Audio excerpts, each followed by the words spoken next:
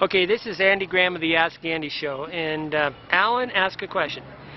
What is the level of health care available to expats living in Vilcabamba? I would say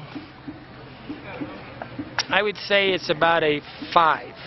And the reason why I say it's a 5 is because any really serious stuff, they're going to have to drive you 50 miles to a hospital.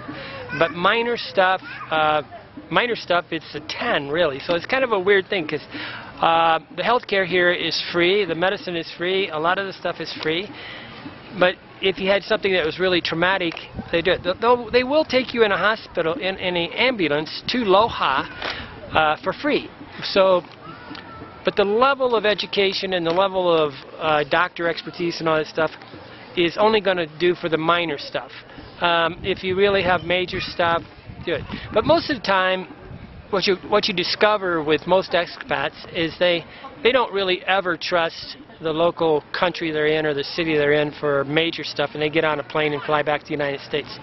And this is really the bottom line, is that if you trust the local health care, which I've never been very many places where they have, and I mean a few people in Thailand will go to Bomagard Hospital, but generally that's about the only place I know where the expats semi-trust the hospital for major things.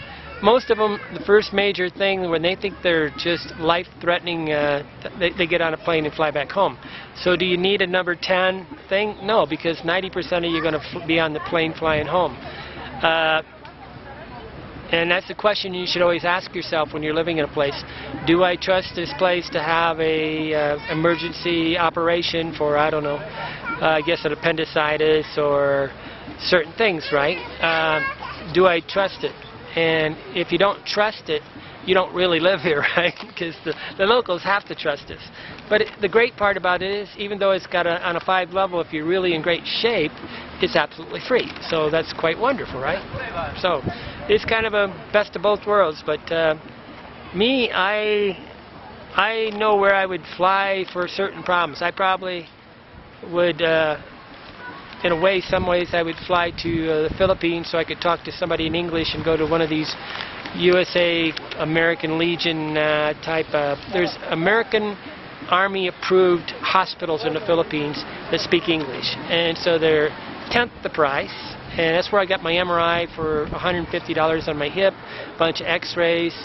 Got an MRI for $150. I talked about 10 different doctors at $10 a pop. But it wasn't life-threatening to the point where I didn't know what I was doing. I wasn't in an accident where half my body was missing. And you see that a lot of these guys will stay around just long enough to get stabilized, and then they take them back to the United States. Or they die. But the level of health care is a 5. I would say Loja is a 7. Cuenca is a 7. I wouldn't say Central and South America are the sharpest tack on the planet. I really would trust a Thai doctor much more. That's me. But you got to ask yourself, do you trust the people?